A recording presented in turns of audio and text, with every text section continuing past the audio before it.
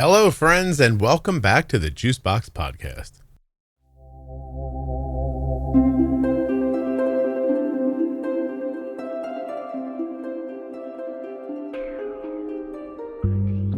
Boy, I love this episode. Sandy is 70 years old. She's had type 1 diabetes for 63 years, and she and I had a fabulous conversation. Nothing you hear on the Juicebox Podcast should be considered advice, medical or otherwise. Always consult a physician before making any changes to your healthcare plan. Lots of people with autoimmune seem to have trouble with their thyroid, and that's why I've made the Defining Thyroid series. Juiceboxpodcast.com. Click on Defining Thyroid in the menu to find out more. A diabetes diagnosis comes with a lot of new terms, and you're not going to understand most of them. That's why we made Defining Diabetes. Go to juiceboxpodcast.com, up into the menu, and click on Defining Diabetes to find the series that will tell you what all of those words mean. Short, fun, and informative, that's Defining Diabetes. When you place your first order for AG1 with my link, you'll get 5 free travel packs and a free year's supply of vitamin D. drinkag1.com/juicebox.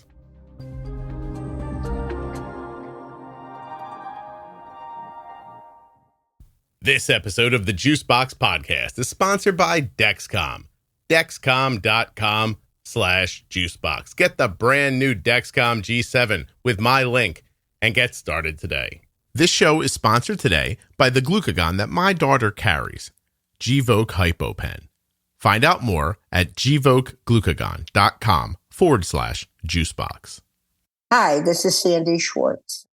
Excited to be invited to do the Juicebox Podcast with Scott and tell you all about my 63 years with diabetes. Sandy, seriously? 63? Yeah. I was 7 and I'm 70 now, so you can do the math. You assume I could do the math, but yeah, that's amazing. 7 years old, 63 years, 70 today. Wow. Yeah, it was barbaric back in the day. By the way, I have a feeling, I don't know you, but just from your intake form, I feel like you're a little, you might be a little salty. I like that. I think we're going to have a nice time together. So tell me, what do you mean barbaric? Well, my father used to sharpen my steel needles in his wood shop, and I would help him. Like on a stone, like literally take a steel needle and make it sharper for you. Exactly. And, there was one whopping shot of insulin a day. There was no carb counting. Although after a couple of years, I went to Barnes Children's Hospital in St. Louis, and they taught us something called the TAG system. Have you ever heard of that? You're the first person to ever say that. I have the book somewhere. So everything had a tag. And rather than explain it, we came home from the hospital to Memphis, and I rode my bicycle to the local 5 and Dime, which is all that we had in the 60s, and AKA 7-Eleven now. And I bought 2 Snickers bars, and I came home, and my mother made dinner, and I brought the Snicker bars to the table, and she asked me, "What are you doing?" And I said, "Well, I added up your dinner, and it's equal to these 2 Snickers." So I'm skipping dinner, and we're going like this today. Right. So I guess that was the beginning of carbohydrate counting. When do you think that was? Now, let me make sure I'm right. You're born in 54? 53. And you're diagnosed, what, 60? Yes. Okay. So at what point do you think someone brought this tag system up to you? Probably 1963, 64. Okay. Tag. I have it somewhere. I'm going to send it to you. I'm Googling it right now. Hold on a second. See if I can find. Bacon had a tag. Everything had a tag. So it wasn't just carbs, but it was the beginning of thinking that you could exchange more than green beans for broccoli. Sandy, TAB, T-A-B? T-A-G. G. TAB system diabetes. TAG. T-A-G. Yeah, I'm not seeing it. I mean, I guess it's just something nobody ever talked about on the internet, I guess. And that's You something. could look up Barnes Children's Hospital. Yeah, I'll try that. They developed it. I'll find it and send it to you. It was very interesting. Thank you. I wonder too, you're talking about sharpening the needles. How frequently do you remember that happening? I don't remember. Would they get sharpened after they started to hurt because they were kind of like pushing instead of piercing? I was 7. I don't remember. Yeah. I just remember going into my dad's wood shop and helping him sharpen these needles that I was going to be using to take insulin. I very quickly learned to take care of myself as much as possible. I came home from the hospital. I've written about this on Juicebox and how it changed my relationship with my mother. But I saw how much pain it caused her. And so at 7 years old, I said, give me that thing. I'll do it. Of course, she drew up the insulin. I'm the one who injected it. You took over your own care to save your mom? You should be a shrink. That was a very good statement. I'll have to discuss that one in therapy. Okay. By the way, I've had a couple of episodes when it got done. I was like, I might be a good therapist one day. But you might. Yeah. But I'll be your sponsor. Oh, okay. Well, I'll keep you in mind. If this podcast thing falls apart, I'll put it on my list of ways I might be able to make a living. I don't think the podcast is going to fall apart. I think it's the best thing that happened to diabetes since sensors. Oh, do you really? I do. I really do. I think that the way you run it, the way anybody can say anything, and, I read something and I'm like, really? They said that? But nobody jumps on them. I think it's very polite and informative and supportive for so many people. Yeah, I tried very hard to set that Facebook group up so that it operates the way an adult with common sense should live. Yeah, and not, I can't believe you said this, or it hurt my feelings, or that made me upset. Like, I don't want people hurting people's feelings on purpose, right? But, and we certainly don't let that happen. But, there's a good example the other day. This person who I like a lot and who's been a guest on the podcast put up a post about something, and one of the responses felt a little harsh, but it was still on point. And it wasn't harsh towards the person. It was just, I'm trying not to give away details, but it would have been upsetting, almost being like kind of slapped in the face with an honest truth about something. And, I got, hey, this should come down. And I responded back and I said, I don't see it that way. Like, I'm sorry you're upset, but there's nothing attacking about this. It's factual and it's valuable, and we're going to leave it there. So, that's just sort of how I do it.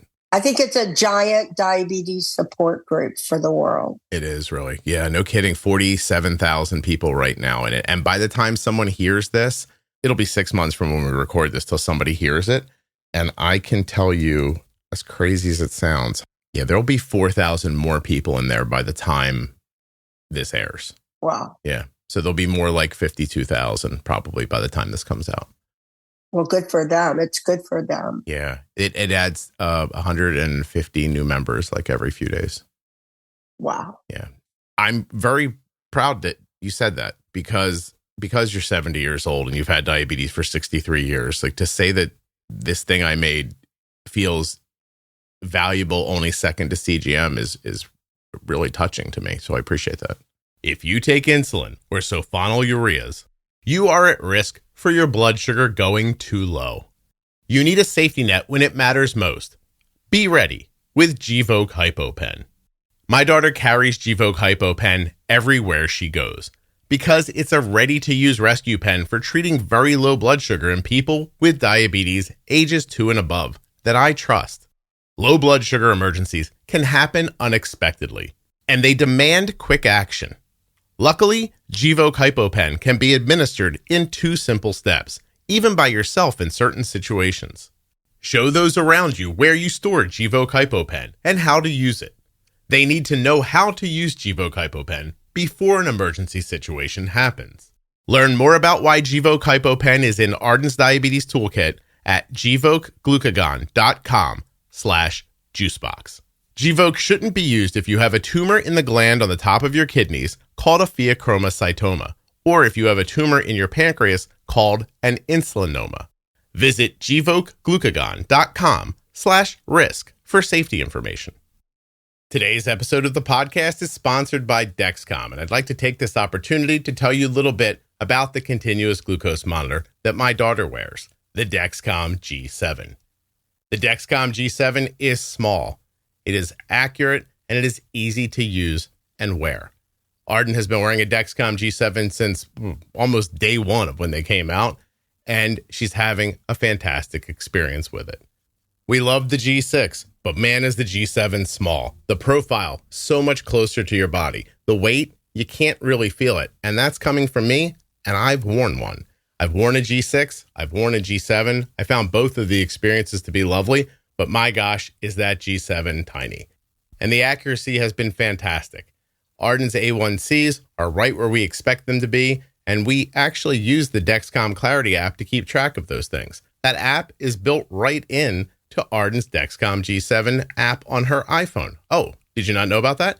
You can use an iPhone or an Android device to see your Dexcom data. If you have a compatible phone, your Dexcom goes right to the Dexcom app. You don't have to carry the receiver. But if you don't want to use the phone, that's fine. Use the Dexcom receiver. It's up to you. Choice is yours with Dexcom. Dexcom.com/juicebox. Well, I will tell you that I've worked in the industry for a long time. And, I thought that I knew a lot about diabetes. I find that I not only learn things, but it has inspired me maybe where I've gotten lackadaisical. It has inspired me to bump up my game. Bump and nudge my game. You bumped and nudged your game. Can you tell me a little bit about what being connected to other people does for motivation? For me, the podcast and the Facebook groups have inspired me to, like I said, bump up my diabetes game a little, and also to help motivate other people. Like I chime in when I think that I can be helpful. Sometimes I grit my teeth with what I read, but I try to be polite and couch what I say. Like like I just said about my mother, that, that we came home from the hospital and she felt guilty. And I felt sad that I, quote unquote, lost my mother. And so when I see these parents who, are not accepting the illness, I personally have a terrible reaction to it. I just want to get in there and say, look what you're doing to your child. But I know that diabetes treatment today is different than it was when I was 7 years old. So if my mother had had this podcast, I would have been treated differently.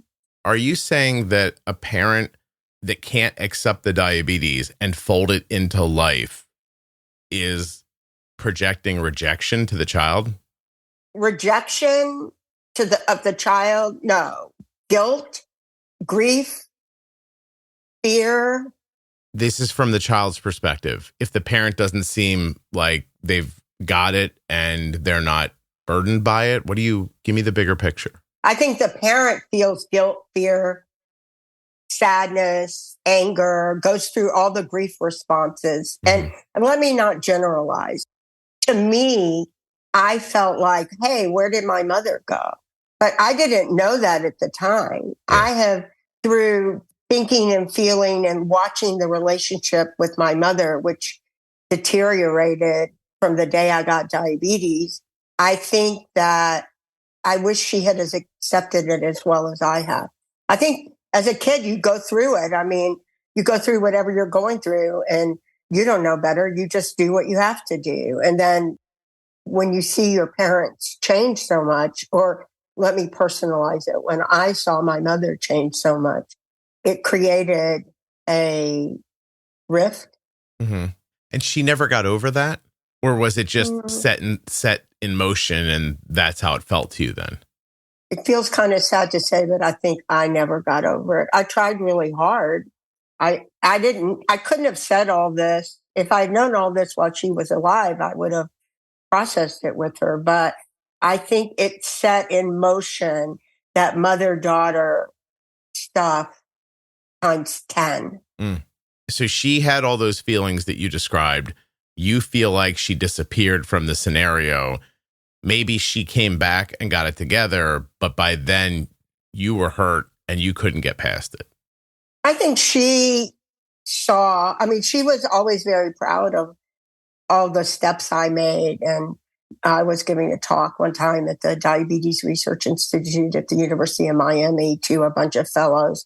And she was in town and I brought her. And I think that was very healing for both of us. I tried really hard to get through the resentment I felt as a child. And of course, I'm putting adult words to childhood feelings. Sure. So I don't know that's the word I would have felt then. I think I felt sad. I felt like I lost my mother. Like, where did my mother go? Who is this lady who's always sad and scared and not fun like she used to be? And you can connect that to yourself, because even if you don't realize it, the timing is I got diabetes and then this happened, and then you can put that onto yourself. Like you caused it almost by having diabetes. I don't know if that's my personality, but maybe. Like, I didn't feel guilty. I felt sad and angry, I think. Yeah. Tell everybody what you do for a living. Well, I'm a psychotherapist, but I also kind of fell into working with some of the big pump companies, writing physician and patient education materials for a long time. So I see patients professionally, and I have had a personal experience in the diabetes space, manufacturing, and that kind of thing. Okay. I just wanted people to know, because you answer questions like a psychotherapist. That's why. Should I change that? No, not at all. I actually, Sandy, if can I be honest? I thought, because you're thoughtful when you answer, you're like Erica. Do you listen to me when I talk to Erica? Mm-hmm. Okay. So you're thoughtful and you're pausing, and I didn't want people to think, oh, I feel bad saying this. I didn't want people to think it was your age. You're actually, you're considering your words very carefully. Okay. Yeah. I'm sorry. It's funny when you say my age, because if you ask anyone who knows me, I do not act my age. I mean, I just came back from a Keith Urban concert where I was in the pit. So get out of here. Really? Yeah. 6 feet from the stage. So that's fantastic. I could be up close and personal, dancing and hollering and having a great time. Sandy, let me tell you something. I spoke at an Orthodox event this week. It's this weekend. It's the second time I've done their event. Really lovely group. And when I walk from my room to where I have to go speak in the morning, or when I'm done at the end of the day and I walk back, I have my headphones in and I'm listening to like Metallica while I'm doing that. And I wore my headphones all the way back into a room, and I sat down, and people were already waiting for me. I was early, but they were already waiting for me. I sat down, and as I took out my headphones, they all looked at me, and I went, I'm not listening to Metallica, if that's what you were thinking. And I watched all their faces, and I think most of them didn't know what I was talking about. And I was like, okay. And I just put my headphones on. I was like, hey, so we're here to talk about, and I said, why don't we get going early? But I don't think people would look over at me at 52 years old driving in my car and imagine that I'm listening to Frayed Ends of Sanity.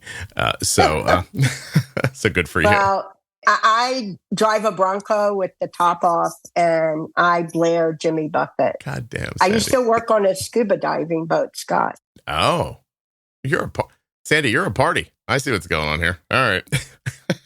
I was 20. I left Tennessee. I moved to Miami, and I quit school and worked on a scuba diving boat for 3 years before I decided to grow up. And you went back to school after that. I did. How about that? So barbaric in the beginning with these needles, but what are the shifts that you remember? Like, what's the first shift in care that you recall? So short-acting insulin. Mm-hmm. That's the one. I was a teenager, and if there were endocrinologists, neither my mother nor I knew about them. I was at my pediatrician's office. Maybe I was No, I was older than that. I was maybe 15, and because I was drinking beer. So that's how I know this. But he said to me, Sandy, how come all my other patients go into DKA and you have never been in DKA? And I said, you know that short acting insulin you give me when I'm sick? Well, I decided that I can take it when I eat pizza and drink beer. Hmm. So I was bumping and nudging.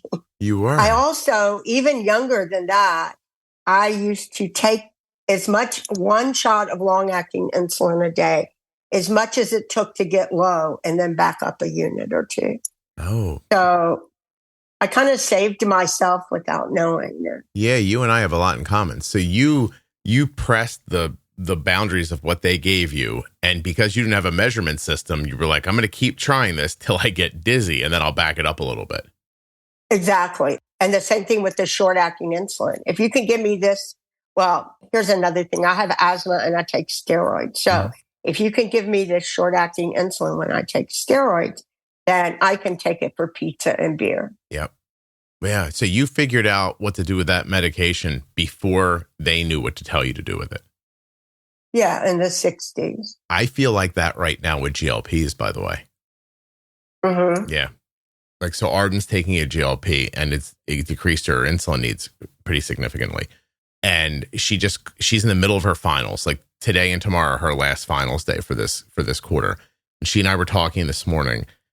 She was calling to tell me, here's what she called to tell me. She goes, hey, I almost killed an old lady. And I was like, wait, what happened? And she goes, it wasn't my fault. And I go, oh, what happened? So she said, I got in my car to leave class. And she's like, and I've got to go to the printer. I got to print this out. I got to go home. I got to change my CGM.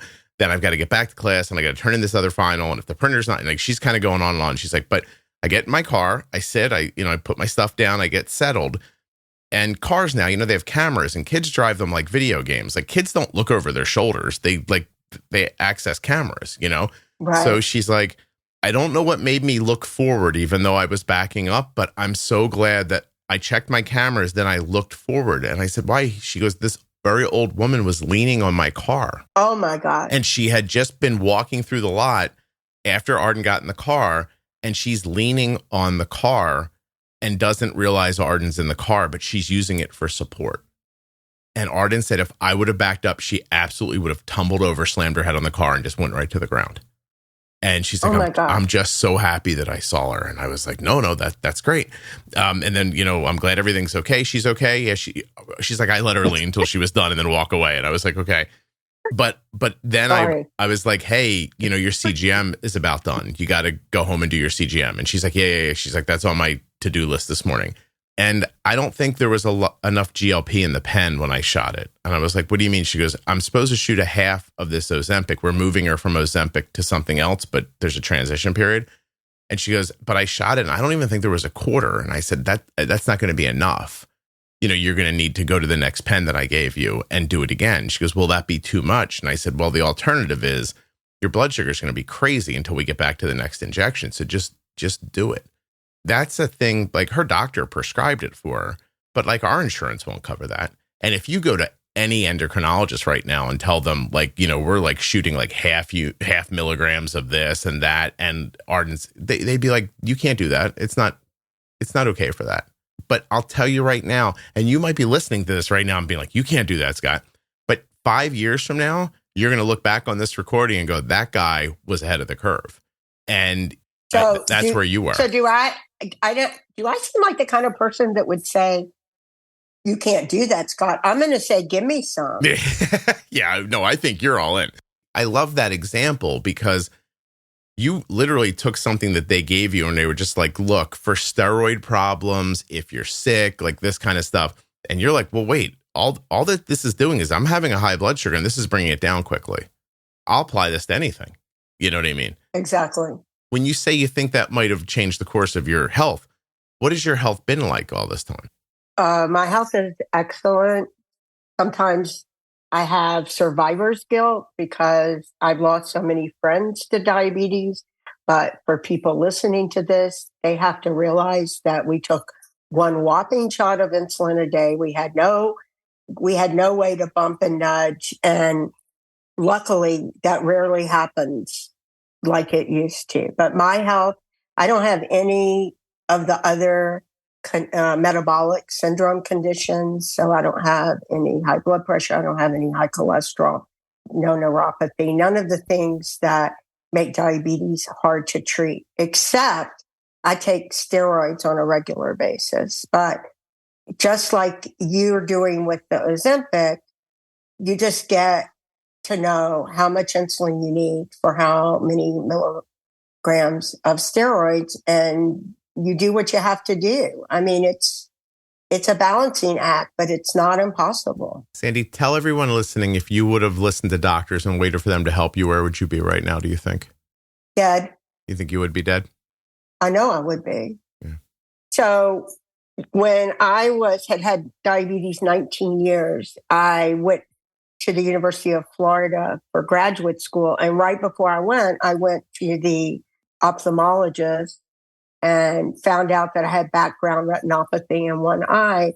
And so when I got to Gainesville, I immediately looked up their diabetes program, and it was 1979. It was 1978 when I went to Gainesville, but in 1979, I joined a research trial there, and I wore the big blue brick, that the first insulin pump that looked like it was the size of a brick. Okay. And we also did the research on home blood glucose monitoring. We would stick our finger and put it on a strip that looked like the old test strip. It would turn a color. We would take our own venous blood with an insulin syringe and put it in a tiny test tube and write on the test tube what we thought our blood sugar was and keep those in the refrigerator. And then we would turn those in weekly. And so I was one of the first 6 adults to wear a pump and also to do home blood glucose monitoring. So I went to the ophthalmologist in Gainesville after 6 months, and I think you can finish the sentence. Yeah, everything. No retinopathy. It was gone. Yeah, how about that? Hey, I'm actually looking at a picture of the big blue brick, and in case anyone thinks that Sandy's gilding the lily here, it's about 10 inches long, looks like it's maybe 4 or 5 inches wide, maybe 2 inches thick. It's got almost like tubes coming out of the ends, and it almost feels like pipes coming out of the top, and it hangs on the belt, but the person's belt that it's on in the photo is pulled down 3 inches by the weight of it, and it's really something. But it worked, huh? We set the basal rate with a screwdriver in 1 unit increments. No kidding. I want everybody that ever complained that my pump doesn't go down to 0.05. You should stop complaining. That's amazing. With a screw, like a little set screw, because you were restricting the flow like plumbing. Yes. It was an insulin syringe that fit a glass insulin syringe on the outside of the pump. I put a picture of it on your Facebook page. Yeah. If you look up my name, you'll see it. Okay. It was pretty amazing. Wow. And then one time I rode my bicycle to a party and my doctor was there, and I kept telling him I didn't feel well. And he's like, well, what do you feel? And I'm like, I don't know, just not well. He's like, do you have a fever? I'm like, no. And he's like, well, what do you feel? I said, kind of shaky, but not like my blood sugar's low. He's like, Sandy, how far did you ride? I said, I don't know, 20 miles. He's like, have you had lunch? I'm like, no, I don't have to eat lunch anymore. I'm on a pump. I was hungry, but for 21 years, I never knew what hunger felt like. Because you were always eating on a schedule.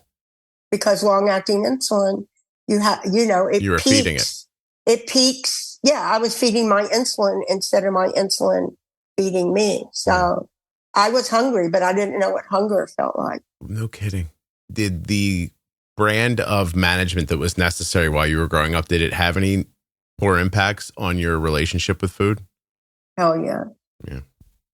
Yeah. I mean, I have had to change my views on food and lose weight, because as soon as I could eat what I wanted, I ate what I wanted. And I still love carbs and sugar and But I've lost about 50 pounds. I'd love to be on the GLP. I need to lose about 10 or 15 more. But yeah, my relationship to food was altered. But, we can change anything we want to change if we try hard enough. Mm-hmm. Well, I mean, if you think back to very young Sandy, hearing about the tag method, she's like, I'm having 2 Snickers bars for dinner tonight. So I did wonder, and I can't imagine being that restricted and having such a specific regimen for so long. And then somebody telling you this part's over now and you're not going a little crazy in the other direction, Right. It just makes sense to me, honestly. Yeah, on the lines of, I don't know, every Catholic girl I knew when they graduated from Catholic school cut their hair, or did something very drastic to take ownership of themselves. Does that make sense? Right. Yeah. I get it. Yeah. Yeah. That to me seems like the same thing, honestly. Just like you're like, oh, I'm finally in control. Let me do something big, Right. And then before you know it, that sugar hits you and those carbs and they're so good, and and you're on your way. Well, Right. Can I ask what made you want to come on the podcast? Once I found you guys on Facebook and started listening to the podcast, I just wanted to be involved. I wrote to you and said, I want to be involved. And you wrote back and said, come on the podcast. I miss working in diabetes. And honestly, I think I don't get the jobs I used to get in diabetes because of my age, which, I still have a brain. And I like to be helpful if I can be to other people who live with this disease. Yeah. I see most of my caseload is chronic illness and disability and acceptance, not just of chronic illness or disability, but of life in general. But specifically when you're hit with a lifelong issue, it's so hard for so many. And if I can help them get through that resistance and to acceptance, then their life is going to be so much richer. So is that the key in your opinion? Acceptance moving forward? I think acceptance is the key to moving forward in life in general. Yeah, I do too. Being able to change your expectations, not being so cemented on an idea, and being able to accept that things shift that have nothing to do with your decisions. I think all that's really important. To your point too, not just about diabetes, really. Yeah, life in general. When people have trouble accepting things, as you've worked professionally through the years, how do you help them get past that? I think it has to do with expectations and looking at their expectations, grieving what they've lost, and moving through the grief process to acceptance. And that's through talk therapy that you can accomplish that? Mostly, yeah. Yeah. If not, I have a hammer that I can hit them over the head with. You just whack them like Bugs Bunny after 4 times they visit and it doesn't get together. I don't know where that came from. I have never said that in my life. So this episode, here are my titles already that I have written down. Big Blue Brick, which I don't think I'm going to do. There's a Keith Urban song called The Fighter, I thought I might call it. But now I'm thinking I just might call it The Hammer. Because for the first 35 minutes, people will be like, why is this called The Hammer? I love it. Yeah. I love The Fighter, too. It's a great song. Yeah. Well, maybe that's the one I'm going to go with, actually. Is there a certain personality that has more difficulty moving forward than other types of personalities? I have to think about that one, and I'll tell you on the next podcast. Okay. How about this? When people come into the office, can you assess them in an hour and know with reasonability how this is going to go? Yes. Yes. And that's about their build and their makeup, right? It's about their ability to have insight and to be willing to let down their resistance and their fears and look inside themselves. Is any of that contingent on intelligence? I don't think so. I'm going over clients in my mind, mm-hmm. and I'm thinking of a couple that surprised the hell out of me, their ability to have insight. So I would say that you would suppose that it's intelligence, but I think it has to do with emotion too. Okay. Maybe a less measurable part of who they are. So like, I know people love to say emotional intelligence nowadays. It's a buzzword, that people like. Is emotional intelligence just you understanding the big picture and then not getting in your own way? My goal is equal parts of head, heart, and gut. And so a lot of people are stuck in their head and in their left brain, like the thinking part, not the feeling part. Mm-hmm. And some people are angry and frustrated and stuck in their gut. And some people are very emotional and stuck in their heart. And I think if we can somehow rearrange and even to some degree, then we can give up some of the baggage. We can stop obsessing so much. We can stop being so depressed. Mm-hmm. If we can look at the parts that make us operate as far as our emotions. Does that make sense? It does. Is there anything about it that's gender specific, or is it people's experiences and that lead to during their growth times? I think that men are more self-protective initially than women, but breaking through that resistance, I think we're all pretty equal. Everybody can get through it. No, and not everybody can, but equally, well, yes. The opportunity's there. And the opportunity, thank you. Mm-hmm. Okay. Thank you. Yes. Is there truth to that idea that people can get stuck at a chronological maturity depending on where their kind of like traumas come from? Like if something terrible happens to me when I'm 14, am I kind of stuck at 14 till I work through it? Or is that just kind of pop psychology? No, I think it's true for trauma, for drug use. I think my mom got stuck when I was diagnosed with diabetes. Yeah. It took her a long time to accept the fact that I wasn't going to die. And I mean, she never uttered those words, but yeah, we call it fixated. Yeah. Fixated. I just want to say for people listening, emotional intelligence is the ability to understand, use, and manage your own emotions in positive ways to relieve stress, communicate effectively, empathize with others, overcome challenges, and diffuse conflict. That's from helpguide.org. If I have a lower emotional intelligence, but I have a good therapist, they can get me there. If I want to get there, right? If you're open to getting there. Yeah. If you're not too resistant. If you're not holding on to the past or maybe you don't even know it. Maybe you're just too repressed to open up. Well, I was going to say, are there people who express that they want to get past something, but then their actions keep them there? No. Not if you I think once it comes from your sub or pre-conscious to your conscious, you've broken the jar open. I think once you express it, you're on the other side of the hill, the good side. Yeah. Yeah. So people who want change can change.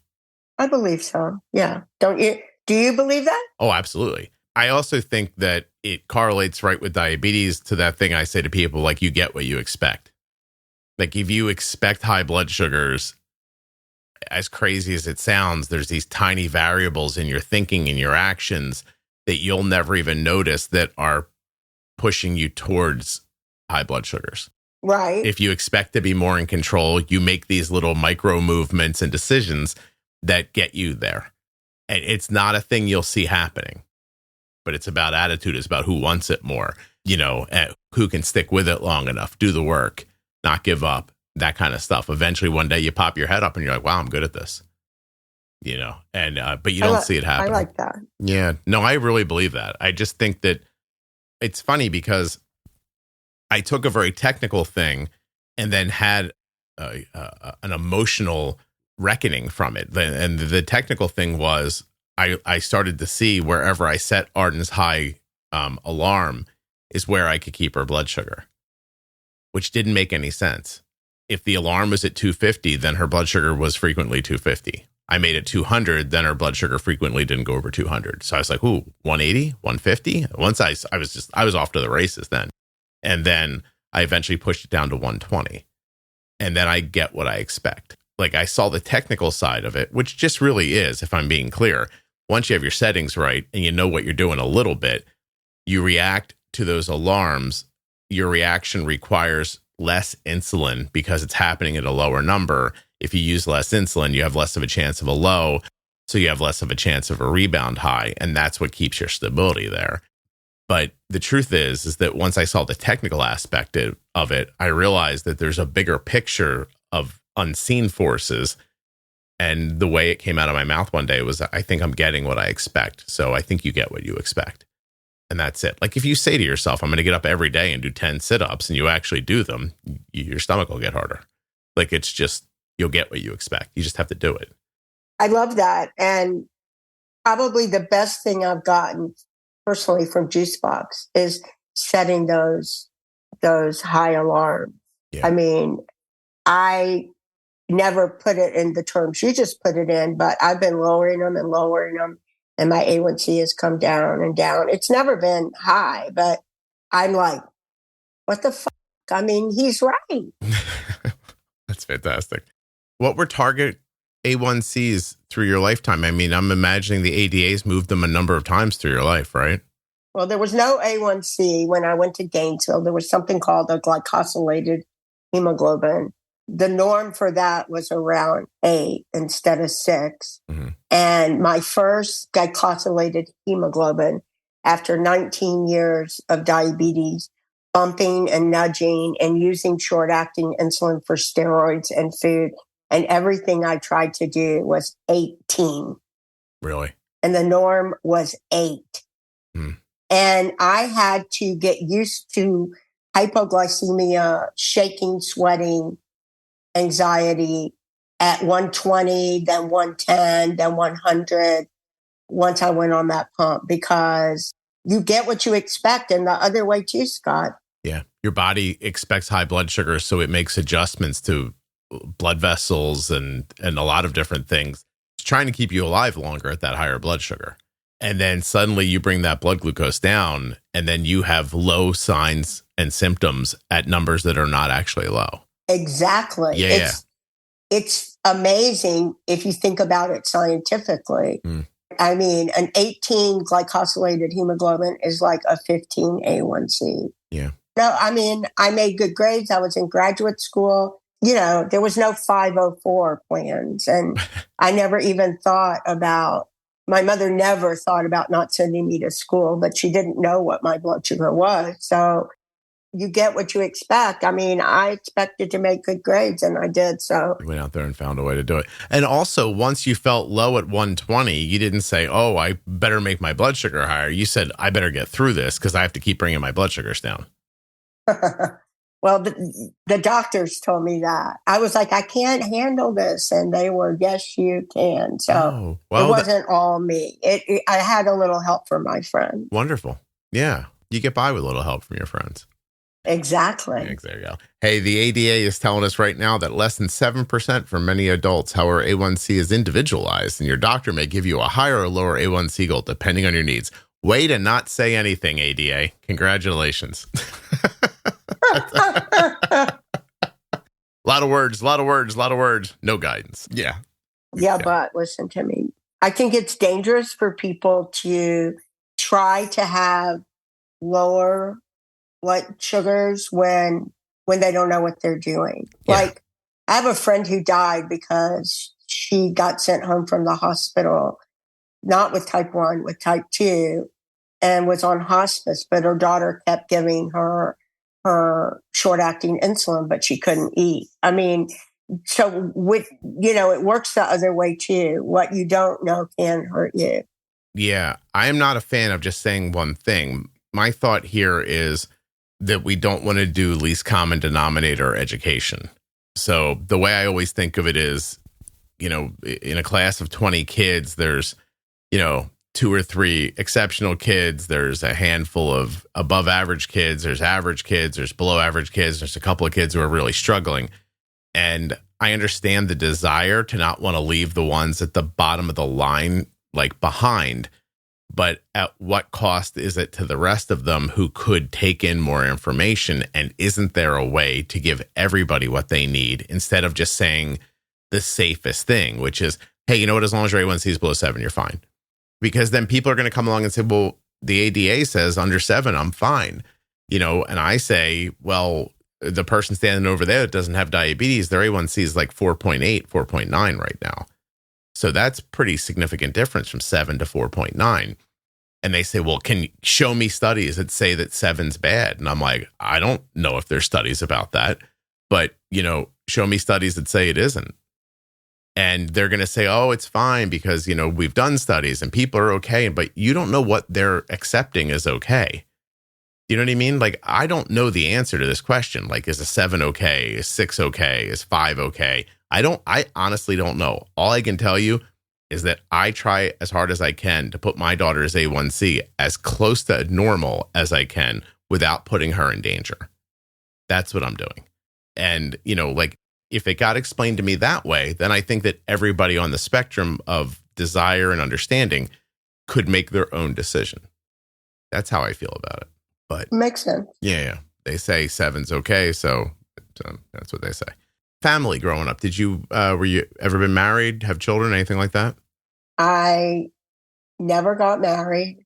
I had a son when I was 40 after 33 years of diabetes on my own by choice. I'm not gay. It wouldn't matter if I was, but I'm way too independent. I'm working on that now. Never say never, Scott. You think you might still get hitched? If someone can handle me. Mm-hmm. Well, you didn't like being tied down to another person? I didn't know how to be. I dated. I had long relationships. I had a lot of fun. I'm working on learning to be, I'll tell you when I get there. What are you working on being? What are you trying to get to? Where I can share more, where I can trust more, where I can let go more, where I have great friendship with men and women. And I've had great, quote unquote, more than just friends with men. I've just never shared my space for very long. Can you self-analyze and tell me why that's hard for you? Yeah, but that belongs on another podcast. Okay. Can I guess, or do you not want to talk about it? No, you can guess. Go ahead. You don't have to answer, but I've done a lot of these. Did you have any sexual abuse in your past? No, never. Nothing like that. Okay. Nothing. Was your dad a problem? My dad was a problem in that he was so loving and so kind and so attentive that... You can't meet a guy as good as your dad. Consciously, I would not say that. Okay. Subconsciously, maybe. Okay. All right. Well, that makes sense. Have I ruined Arden by being an attentive father? I guess we'll find out. Is that what you're saying? No. I think it was more than that for me. What does she say? Ask her. I mean, she's got a boyfriend. She seems to be okay. So. Okay, well, yeah. Then I guess the answer is right there. People are different. We're all different. Yeah. So you dated plenty. You had plenty of relationships. Some were even long-term. Were you ever with somebody that you thought, I am going to marry this one? If they had gotten their act together. Oh, okay. You're not type A though, right? No. No, not at all. So you're not expecting other people to be perfect? No, but I had very codependent relationships where it was, it can be 60-40, but it shouldn't be 90-10. Mm-hmm. So. Okay. All right. So there were a couple people on the way. If they would have pulled it together, you would have done it, but you didn't. When you said you purposefully had a baby, did you meet a guy and say, hey, I don't want you involved, but I need some help? Or did you get a donation? How did you do that? Okay, now you have to put me on the after hours. Okay, go ahead. This is not about diabetes. Do you want me to tell you? I mean, if you want to tell me, I want to know. If you don't want to tell me, you shouldn't say. Oh, yeah. First I tried with friends, both having sex and the turkey baster method. And then I went to the doctor, and the doctor said that I needed to take some medicine because I was too old. Here we go to that age thing again. I was 40. Mm-hmm. And so I started taking the medicine, and my turkey baster wasn't working. And then the doctor said to me, why don't you change doctors? And I was working at the University of Miami. And I said, because this one's free. And she said, do you want free or to have a baby? So I changed doctors, and the doctor said to me, why are you doing this with friends? And I said, because, he said something else to me that I haven't thought about till just now. You're a good therapist. And he said, well, I want you to look at these sperm bank donors. And I'm like, but I want to know the person. And he said, well, that's going to be a problem for you later on, or it could be. Why don't you look at these? But he also said to me when I first met him, he said he was sitting behind his big mahogany desk and in this luscious office. And he says to me, so you're 40 years old, or you're going to be 40 years old. You're single. You've had diabetes for 33 years and you work on a university income. Tell me why I should help you. And I said, you know that lady that was sitting in the waiting room with me and came in before me? He's like, what does she have to do about it? I said, she lives in a big house. She has a husband. She has no chronic illnesses. And I don't know why my life should be any different than hers. Mm-hmm. And so he said, okay, when do we start? Oh, wow. Very nice. When you said turkey baster, did you mean that euphemistically or? No, it worked. I mean, it didn't work for me, but you can look that up. Oh, I don't need to look it up, Sandy. You're not the first person that said that to me. I've made a lot of podcasts. So I just didn't know if you were just euphemistically talking about in vitro fertilization or if you were actually at home using a collection from a friend and doing it on your own. That. Yeah. Yeah, we had a whole conversation about that in one of the other episodes. You can cut that part out if you want. Why would I cut that part out, Sandy? That's fantastic. You misunderstand me if you think I'm cutting that out. That's really what happened in your life. I don't think these conversations are valuable if people are stilted. So you need to be open to say what actually happened to you and what you've done and, what's helped and what hasn't. I think my life is a person that has diabetes. And I think too many people identify as, and this is not a used word anymore, it used to be, but as diabetic. Mm-hmm. I would never identify as diabetic. I am a person. I have a lot. I wanted to have a baby. I wanted to work on a scuba boat. I wanted to be a therapist. And I happen to have diabetes. And it's important to me to take care of it the best I can. So it's probably my number one goal, because if I didn't take care of my diabetes, I couldn't have a job. If I didn't have a job, I couldn't have a baby. I couldn't have a house. I couldn't have a car. So taking care of diabetes is number one. Mm-hmm. But I do not identify as a diabetic. I understand the distinction. I do. Yeah, it's funny. It's not the word as much as it is the connotation. Is that right? Yeah, I'm a person with diabetes. It's not the first thing. Like, I don't go to a job interview and say, hi, I'm Sandy Schwartz. I have diabetes. But sometime after I get the job, I say, we need to talk about this. Or before I get the job, when it's offered to me, I'm like, if you want to use me to get money, you can say I'm disabled because I have diabetes. But it's not the first thing that comes out of my mouth. In Arden's day-to-day life, she is always aware of her diabetes and always taking care of it. And yet, and I say this frequently when I do speaking events, if I brought her up on a stage in front of a bunch of people and said, hey, tell everybody about yourself, I think she'd talk for a half an hour and never mention that she has diabetes. Then you've done a good job. Oh, I appreciate that. Thank you. I think that's a goal for everybody too. You don't ignore it, but you don't bask in it either, if that makes sense. And since most people who get type 1 diabetes have parents that are helping them, then it's important for them to make their children's lives important in addition to taking care of their diabetes. Yeah, no, 1,000,000%. Sandy, is there anything we didn't talk about that we should have? I don't think so. Do you think so? I think this was terrific. This is one of my favorite interviews I've done recently, actually. I think you're terrific. Oh, thank you. Do you know you cursed in the middle of it? I cursed a few times. You surprised me with the one. I don't know why. Oh. You were just like, a f***ing, and I was like, oh. You caught me by surprise. I love saying by the way. F***ing, fucker, motherfucker, they're all my favorites. But you took me by surprise. I wasn't expecting it. So we're going to call this one The Fighter. Is that good? I love it. Excellent. I do too. What's the next concert you're going to?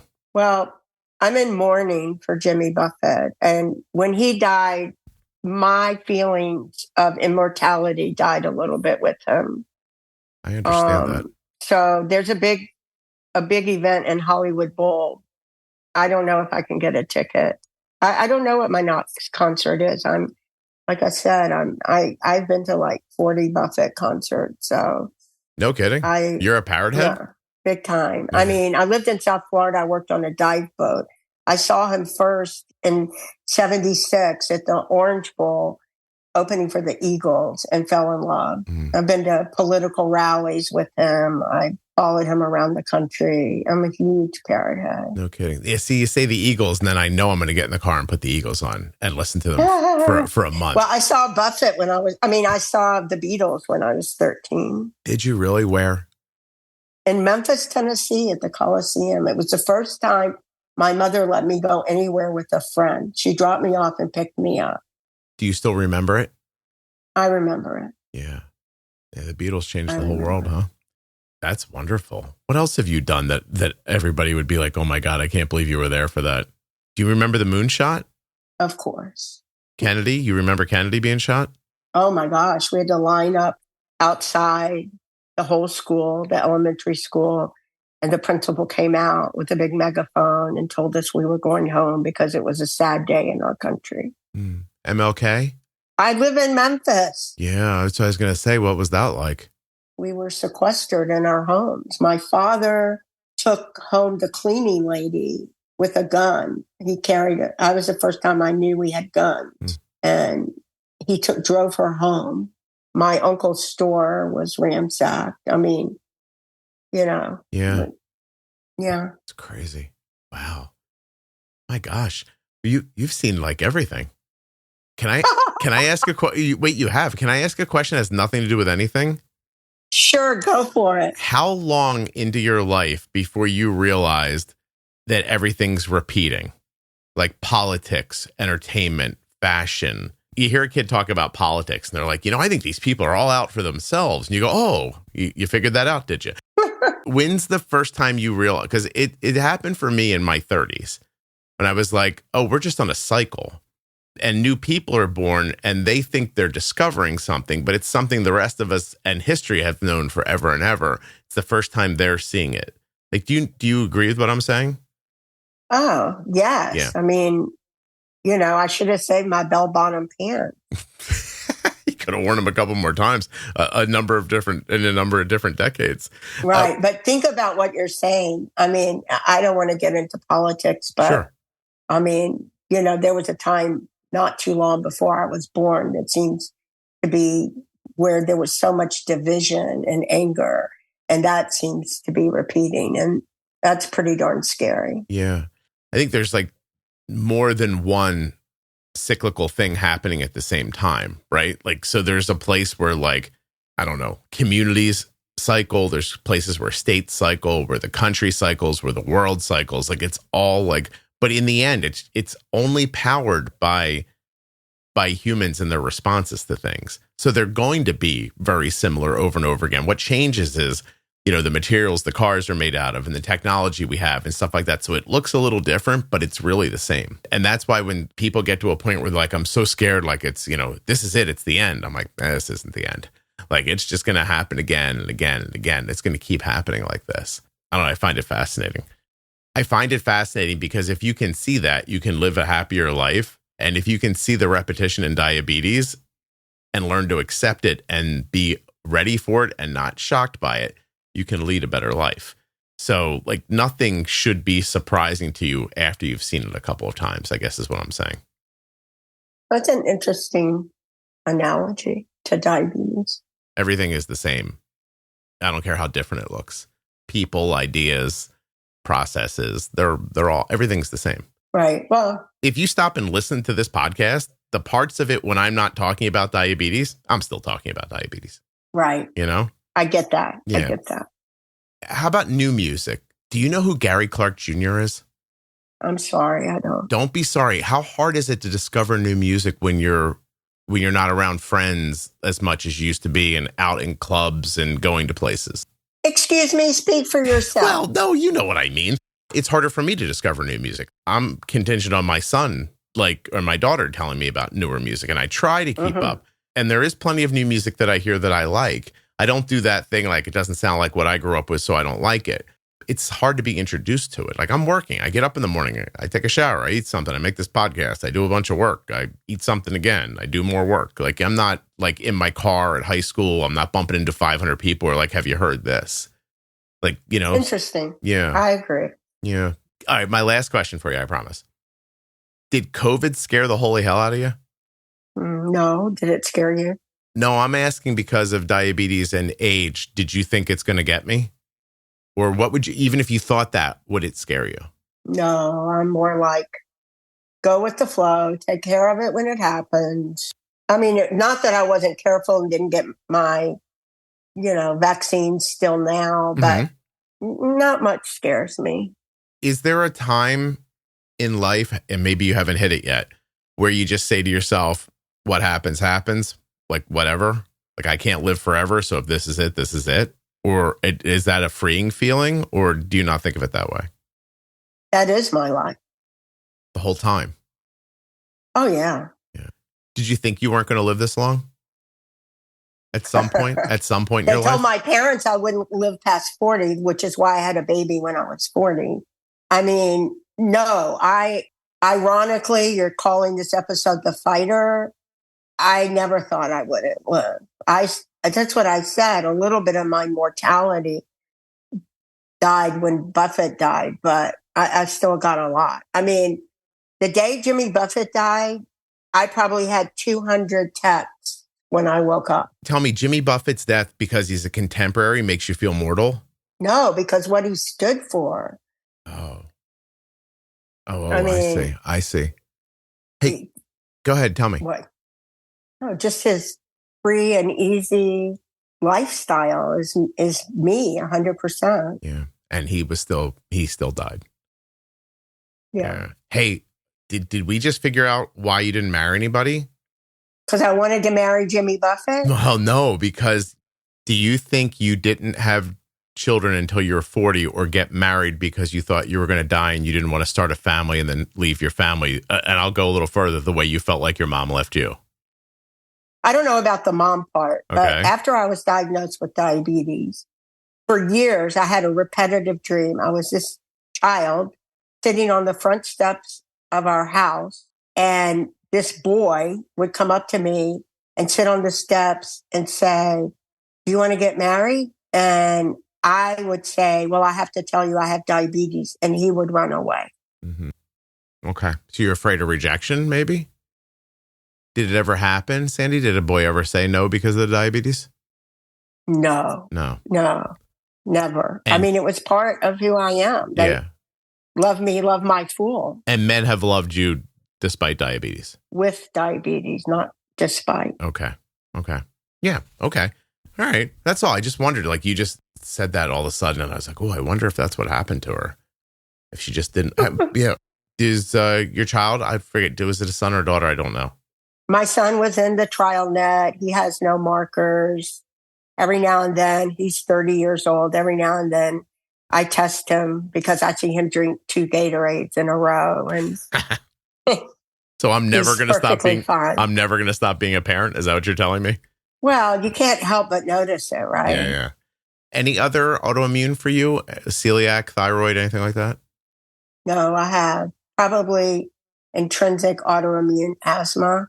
That's the only other autoimmune. Because of the long-term steroid use, I have osteoporosis, the worst you can have. But nope, I'm lucky. I'm lucky. I mean, part of it is trying to control my diabetes. But like I said, I didn't have any control for 19 years.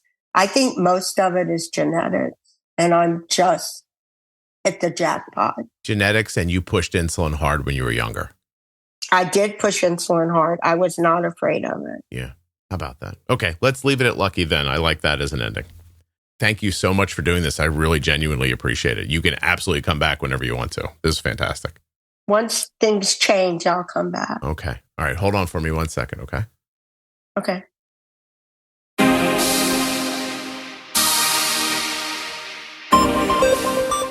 A huge thanks to Dexcom for supporting the podcast and for sponsoring this episode. Dexcom.com/juicebox. Go get yourself a Dexcom G7 right now using my link. A huge thank you to one of today's sponsors, Gvoke Glucagon. Find out more about Gvoke HypoPen at gvokeglucagon.com/juicebox. You spell that GVOKEGLUCAGON.com/juicebox. Hey kids, listen up. You've made it to the end of the podcast. You must have enjoyed it. You know what else you might enjoy? The private Facebook group for the Juicebox Podcast. I know you're thinking, Facebook, Scott, please. But no. Beautiful group, wonderful people, a fantastic community. Juicebox Podcast, Type 1 Diabetes on Facebook. Of course, if you have Type 2 or you're touched by diabetes in any way, you're absolutely welcome. It's a private group, so you'll have to answer a couple of questions before you come in. We'll make sure you're not a bot or an evildoer. Then you're on your way. You'll be part of the family. I want to thank you so much for listening and remind you, please subscribe and follow to the podcast wherever you're listening right now. If it's YouTube, Apple Podcasts, Spotify, or any other audio app, go hit follow or subscribe, whichever your app allows for, and set up those downloads so you never miss an episode, especially in Apple Podcasts. Go into your settings and choose download all new episodes. The episode you just heard was professionally edited by Wrong Way Recording, wrongwayrecording.com.